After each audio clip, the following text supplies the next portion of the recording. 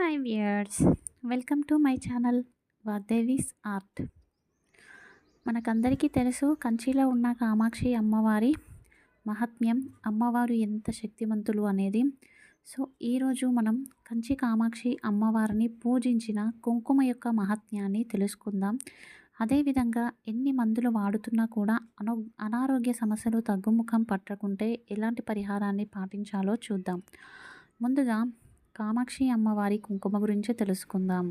క్షీరసాగర మథనం జరిగింది మందర పర్వతం మీద. ఆ మందర పర్వతాన్ని మోయడం కోసం మహావిష్ణువు కూర్మావతారాన్ని ఎత్తాడు. అప్పుడు క్షీరసాగర మదనంలో దేవతలకు రాక్షసులకు జరిగింది కాబట్టి ఆ మదనంలో ముందుగా బయటకు వచ్చింది ఏంటి? హాలాహలం. ఆ హాలాహలం పైన చిమ్మడం వలన మహావిష్ణువు నీలిరంగులోకి మారిపోయాడు.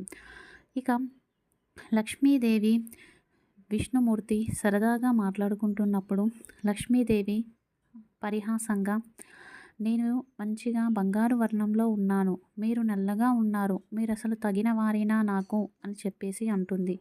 దానికి మహావిష్ణువు కోపోద్రిక్తుడై, నువ్వు అరూపాన్ని సంతరించుకుంటావు అని చెప్పేసి శపిస్తాడు.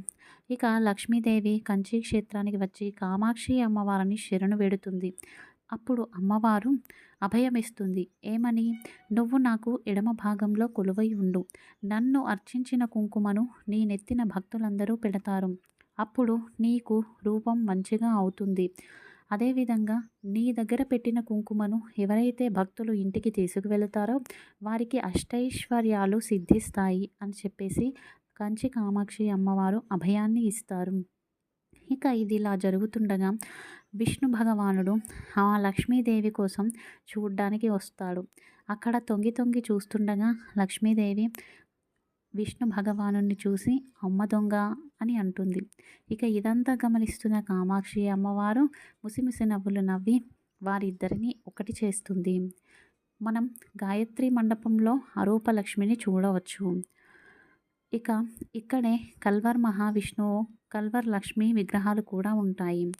108 దివ్యక్షేత్రాల్లో విష్ణు క్షేత్రాల్లో కల్వర్ మహావిష్ణు టెంపుల్ కూడా ఒకటి, విగ్రహం కూడా ఒకటి. ఇక ఇది కంచి కామాక్షి అమ్మవారి కుంకుమ మహాత్మ్యం.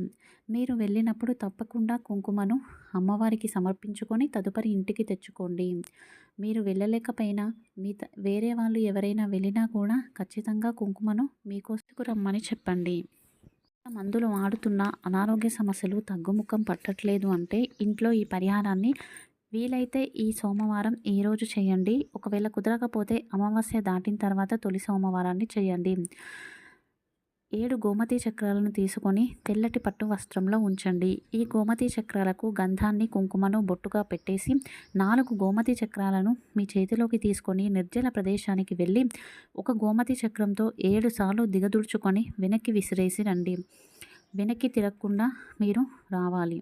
తదుపరి శివలింగం పైకి వెళ్ళి శివాలయానికి వెళ్ళి ఈ 3 గోమతి చక్రాలను శివలింగం పైన పెట్టండి.